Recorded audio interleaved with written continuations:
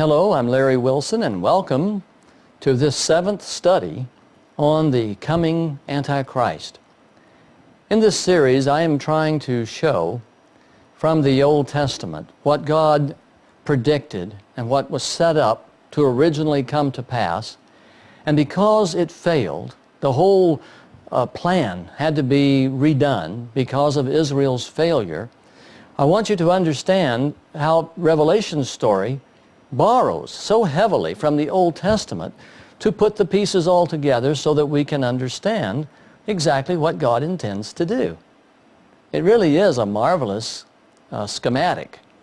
And what I'm trying to demonstrate here from Ezekiel 38 is that in 605 BC, God sent Nebuchadnezzar to swoop down upon his people in Jerusalem and to haul them all away. Already the king of Assyria had destroyed the 10 northern tribes by 722 BC, and so Nebuchadnezzar in 605 BC finishes off the southern 2 tribes, Judah and Benjamin.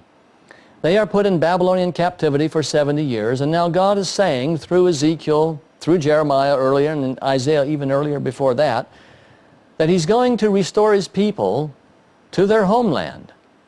And He's going to give them another chance. We know that from the book of Daniel. Daniel is a prophet living in Babylon like Ezekiel. And so when we put the messages of these prophets all together, a very impressive picture begins to form of what God intended to do, so that at the end of the 70 weeks, which the 70th week ended in AD 33, the kingdom of God would have been established, and all the prophecies and all the predictions of Zechariah and Zephaniah and Obadiah and the minor prophets, all of the predictions that were given there would have come to pass, would have been fulfilled, and all that was said there would have been seen for all that it is. But alas, Israel failed. They failed as miserably this time as they had earlier. So that when the Messiah came, they refused to accept Him.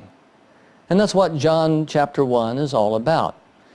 He came unto His own, and His own received Him not. So, what God did is abandon plan A, and He's put into place plan B, which is written in the New Testament. If you're going to understand plan B, you have to understand elements of plan A. If you don't understand the general plan A concept and what God intended to originally do, you'll reach wrongful conclusions about plan B. And in fact, that's what most of Protestantism has done today. Of course, that's a personal opinion. I think most of what you hear as the meaning of Bible prophecy today is wrong, misleading, misinformed. And yes, scholars and men of great learning and many credentials will tell you this and that, but I don't think it's true. I believe that the truth is about to be seen for what it really is, and it will be your privilege and mine to behold it as it unfolds. So we want to pick up now with Ezekiel chapter 38, where we're looking at the chief prince of Meshech and Tubal called Gog. And as I said in the last segment, Gog is a play on words for God. In English it works out that way, so that we can see, and we're going to see, that this chief prince coming out of the north, the direction of divine judgment, that God is going to bring Gog and from the land of Magog and all the nations with him against His people. And this is why we're going to see the parallel in Revelation 20, when Satan and all the nations with him rush upon the holy city to destroy it, Gog and Magog, Revelation 20 verse 7, and fire comes down out of heaven and burns them up. So let's pick up here in verse 13 with Ezekiel 38. Sheba and Dedan and the merchants of Tarshish and all her villages will say to you, there's talking to Gog now, have you come to plunder?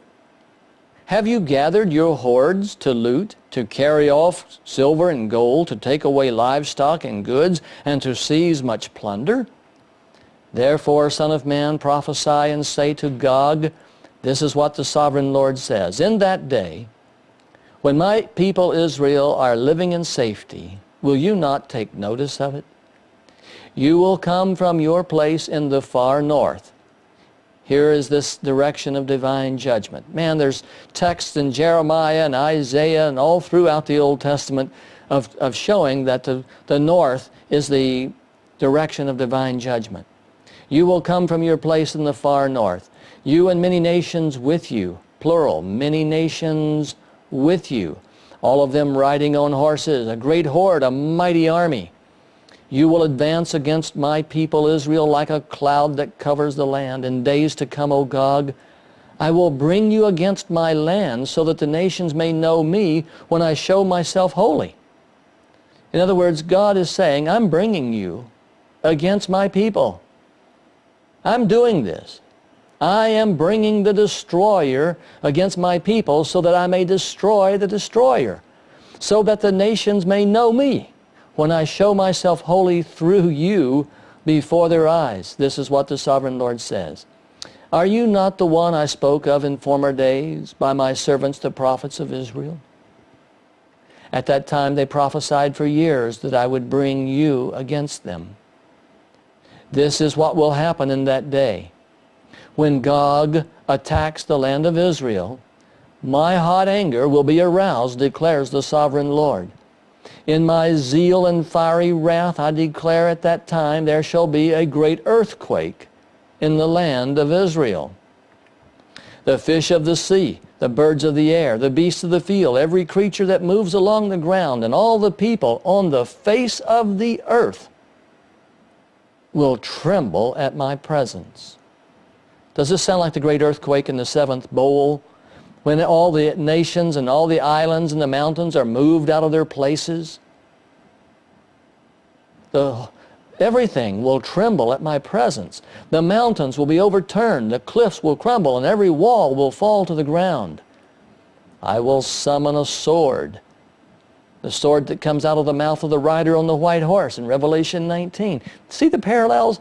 I will summon a sword against Gog on all my mountains, declares the sovereign Lord. Every man's sword will be against his brother. I will execute judgment upon him with plague and bloodshed. I will pour down torrents of rain, hailstones, and burning sulfur. Well, we have hail and fire mixed with blood, poured out upon Gog and his troops and the many nations with him.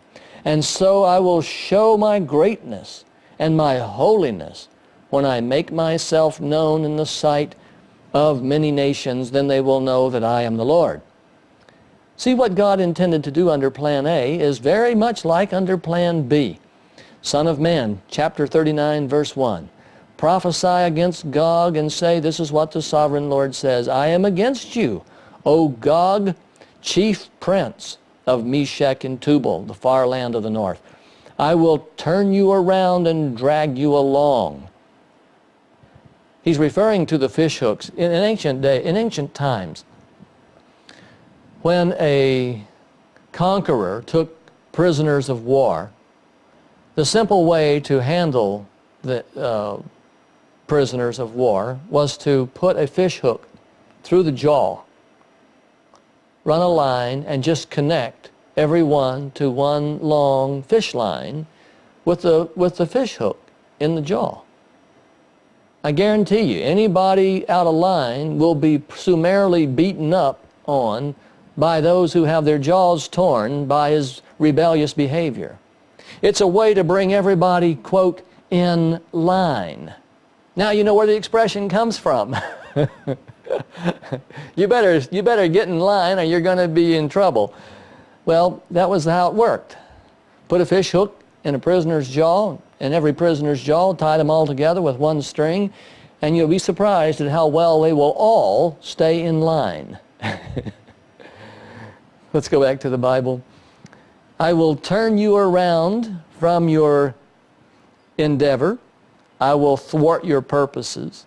I will spin you around on your heels and drag you along. I will bring you from the far north and send you against the nations of Israel. Then I will strike your bow from your left hand and make your arrows drop from your right hand. On the mountains of Israel you will fall, you and all your troops and the nations with you. I will give you as food to all kinds of carrion birds and to the wild animals. Let me take you back to the Bible here. Look here in Revelation 19:19 at the second coming. Then I saw the beast and the kings of the earth, and their armies gathered together to make war against the rider on the horse and his army. But the beast was captured, and with him the false prophet, who had performed the miraculous signs on his behalf. With these signs he had deluded those who had received the mark of the beast and worshipped his image. The two of them were thrown alive into the fiery lake of burning sulfur. But though the rest of them, that is, the army that did not get thrown into the lake of burning sulfur, the rest of them were killed with the sword that came out of the mouth of the rider on the horse, and all the birds gorged themselves on their flesh. This is Revelation 19, verse 21. We go back to Ezekiel 39, verse 4. I will give you as food to all kinds of carrion birds and to the wild animals. You will fall in the open field, for I have spoken, declares the sovereign Lord. I will send fire on Magog and on all those who live in safety in the coastlands, and they will know that I am the Lord. I will make known my holy name among my people Israel. I will no longer let my holy name be profaned, and the nations will know that I, the Lord, am the Holy One in Israel. You see, the reason God keeps saying, then they will know that I am the Holy One in Israel, that I am the Lord, is because everyone denies His authority and His sovereign power.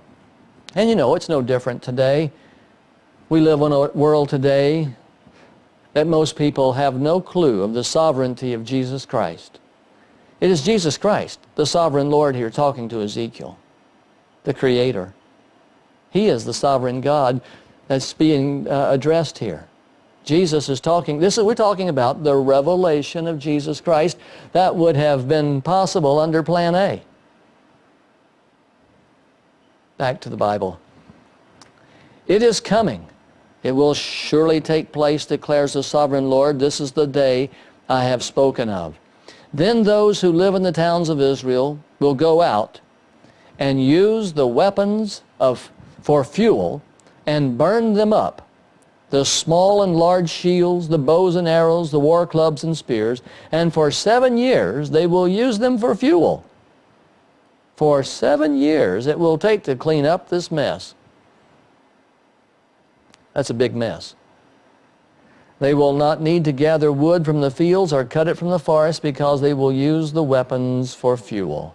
And they will plunder those who plundered them and loot those who looted them, declares the sovereign Lord. On that day, I will give Gog a burial place in Israel. The devil, the Antichrist, was to be buried in Israel. Notice where it is.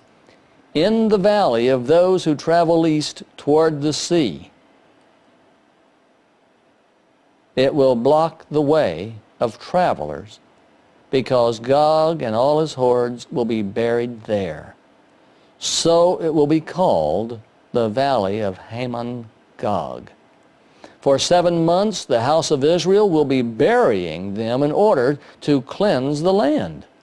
All the people of the land will bury them, and the day I am glorified will be a memorable day for them, declares the sovereign Lord. Men will be regularly employed to cleanse the land. Some will go throughout the land, and in addition to them, others will bury those that remain on the ground. At the very end of the 7 months, they will begin their search. As they go through the land and one of them sees a human bone, He will set up a marker beside it until the grave diggers have buried it in the valley of Hamon-Gog. Also a town there called Hamona will be there. And so they will cleanse the land. Son of man, this is what the sovereign Lord says. Call out to every kind of bird and all the wild animals, assemble and come together from all around to the sacrifice I am preparing for you. The great sacrifice on the mountains of Israel, there you will eat flesh and drink blood. You will eat the flesh of mighty men and drink the blood of the princes of the earth, as if they were rams and lambs, goats and bulls, all of them fattened animals from Bashan. At the sacrifice I am preparing for you, you will eat fat till you are glutted and drink blood till you are drunk. Well, I want you to look now to plan B in Revelation 20, verse 7. When the 1,000 years are over, the Bible says, Satan will be released from his prison. He will go out to deceive the nations in the four corners of the earth, Gog and Magog, to gather them for battle. And in number, they are like the sand on the seashore. They marched across the breadth of the earth and surrounded the camp of God's people, the city he loves. But fire came down from heaven and devoured them. And the devil who deceived them was thrown into the lake of burning sulfur, where the beast and false prophet had been thrown, and they will be tormented day and night forever and ever. Wow.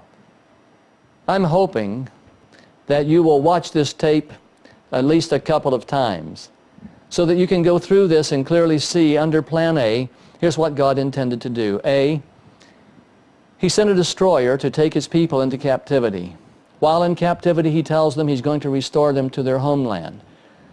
If they will cooperate from the prophecies of Daniel during the 70 weeks, they can bring in everlasting righteousness so that when Messiah appears in AD 27 at the beginning of the 70th week, the kingdom of God, which is announced by John the Baptist, the kingdom which is at hand, can be set up.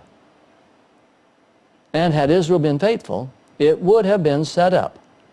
After Christ had been here on earth for a while and established His kingdom, David would have been resurrected. There would have been a resurrection of the saints. The devil then, Gog, and all the nations of the wicked would have been brought against God's people, and there would have been the final conflict. Fire comes down out of heaven, burns them up. And then they go out and purge the land, and the land is then free. And then in Isaiah chapter 66, God says, I'm going to create a new heaven and a new earth, and the former things are passed away. Well, it's the same thing in Revelation. I really hope you're beginning to see the parallels. This is crucial because the destroyer, the Antichrist, that was going to come in ancient times is the same Antichrist that is going to come in modern times. He didn't get to appear. Ezekiel 38 will never be fulfilled. 36, 37, 38 will never be fulfilled. It was under plan A. Plan A was abandoned. That's why we have the book of Revelation in plan B. Much of the Old Testament prophecies that had to do with the eschatological end of the world and the establishment of God's kingdom, all of that will never come to pass as it is specified under plan A. It will come to pass as it has been re-specified under plan B, and that's what's given to us in the book of Revelation. I hope this makes some sense to you. I know it's a bit complicated, but I've got to show you one other thing while we've got time. Let's get to the Bible. I'm rushing through this because this is a pretty heavy topic, and it needs to get the big picture across takes a little bit of time. But once you get the picture and you've got the text in mind to read, we're going to jump to Isaiah chapter 13. We've been in Ezekiel 36, 37, and 38. We've been in Jeremiah 51. Now we're going to Isaiah chapter 13, and this is a prophecy or an oracle concerning Babylon that Isaiah, son of Amos, saw. Notice this prophecy. Raise a banner on a bare hilltop. Shout it to them. Beckon to them to enter the gates of the nobles. I have commanded my holy ones. I have summoned my warriors to carry out my wrath. This is God speaking. God says, I have summoned my warriors to carry out my wrath. Those who rejoice in my triumph. God's warriors will be those who rejoice in His triumph. Listen, a noise on the mountains like that of a great multitude. Listen, an uproar among the kingdoms like nations massing together. The Lord Almighty is mustering an army for war. This is an eschatological prediction that would have been fulfilled along with Gog and Magog, the prophecy given in Ezekiel. Verse 5, they come from faraway lands, from the ends of the heavens, the Lord and the weapons of His wrath to destroy the whole country. Wail, for the day of the Lord is near. It will come like destruction from the Almighty. Because of this, all hands will go limp. Every man's heart will melt. Terror will seize them. Pain and anguish will grip them. They will writhe like a woman in labor. They will look aghast at each other, their faces aflame. See, the day of the Lord is coming, a cruel day with wrath and fierce anger, to make the land desolate and destroy the sinners within it. The stars of the heaven and their constellations will not show their light. You know, in the fourth trumpet, a third of the day and a third of the night is without light. Parallels again. The rising sun will be darkened and the moon will not give its light. I will punish the world for its evil, the wicked for their sins. I will put an end to the arrogance of the haughty and will humble the pride of the ruthless. I will make man scarcer than pure gold. Wow, few people. I will make man scarcer than pure gold, more rare than the gold of Ophir. Therefore, I will make the heavens tremble, and the earth will shake from its place at the wrath of the Lord Almighty in the day of His burning anger. Like a hunted gazelle, like a sheep without a shepherd, each will return to his own people. Each will flee to his native land. Whoever is captured will be thrust through. All who are caught will fall by the sword. Their infants will be dashed to pieces before their eyes. Their houses will be looted and their wives ravished. See, I will stir up against them the Medes, who do not care for silver and have no delight in gold. Here we're talking about the destruction of Babylon. But you must remember, under Plan B, there's a Babylon at the end of time. And the language between the two operate in parallel. Now, one is not the other, but concepts from Plan A are identical with concepts in Plan B. Let's go back to the Bible. Their bows will strike down the young men.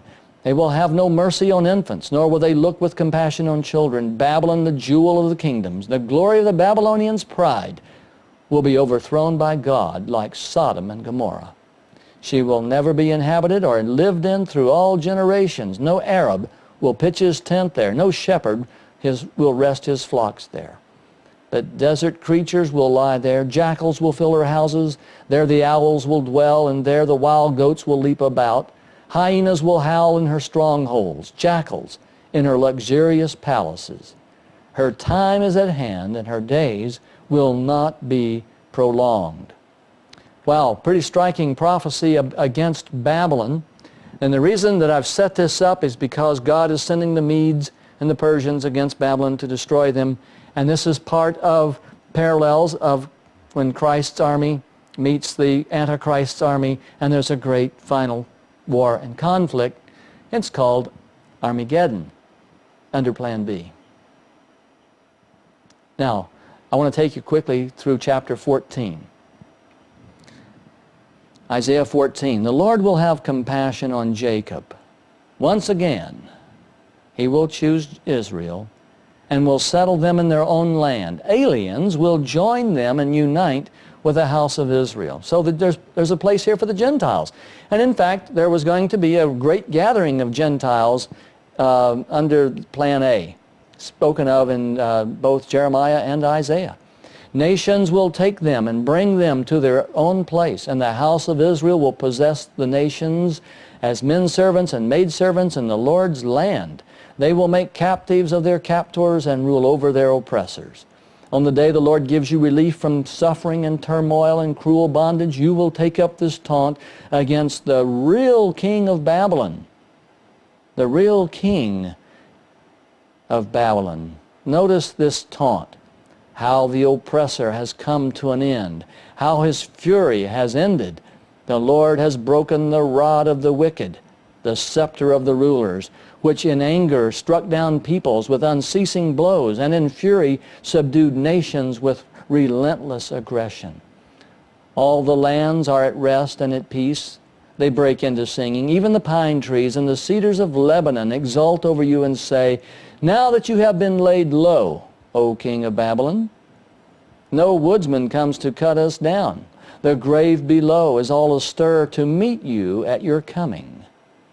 It rouses the spirits of the departed to greet you, all those who were leaders in the world. It makes them rise from their thrones, all those who were kings over the nations. They will all respond. They will say to you, O king of Babylon, you have also become weak, as we are. You have become dead like us. All your pomp has been brought down to the grave. Along with the noise of your harps, maggots are spread out beneath you and worms cover you. How have you fallen from heaven, O morning star, son of the dawn?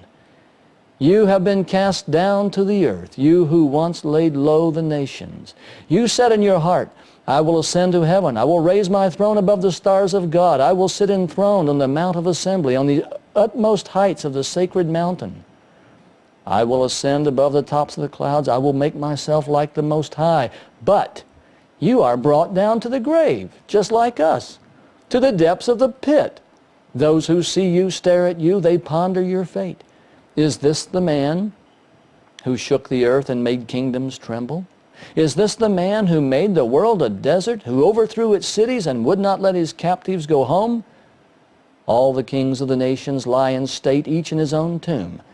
But you are cast out of your tomb like a rejected branch. You are covered with the slain, with those pierced by the sword, those who descend to the stones of the pit, like a corpse trampled underfoot. And you will not join them in burial, for you have destroyed your land and killed your people. The offspring of the wicked will never be mentioned again. Prepare a place to slaughter his sons for the sins of their forefathers. They are not to rise to inherit the land and cover the earth with their cities. I will rise up against them, declares the Lord Almighty. I will cut off from Babylon her name and her survivors, her offspring and descendants. I'll turn her into a place for owls and into a swamp land. The Lord Almighty has sworn, surely as I have planned, so it will be. As I have purposed, so it will stand. Well, we're out of time, but let me conclude with this. I hope you see in Isaiah 14, and also Ezekiel 28, which we didn't read, how that Lucifer, son of the dawn, fallen star, who's been cast out, is ultimately like a man, one subject to death. And in the end, God is going to destroy this man of sin. He's called in 2 Thessalonians 2. God's going to destroy him. He's called a beast in Revelation. He's called this king, the stern-faced king in Daniel 8. Many identities are given to this character, this great destroyer. In Hebrews and in Greek, his name means the same thing. The destroyer. Revelation 9:11. Well, that's all we have time for today.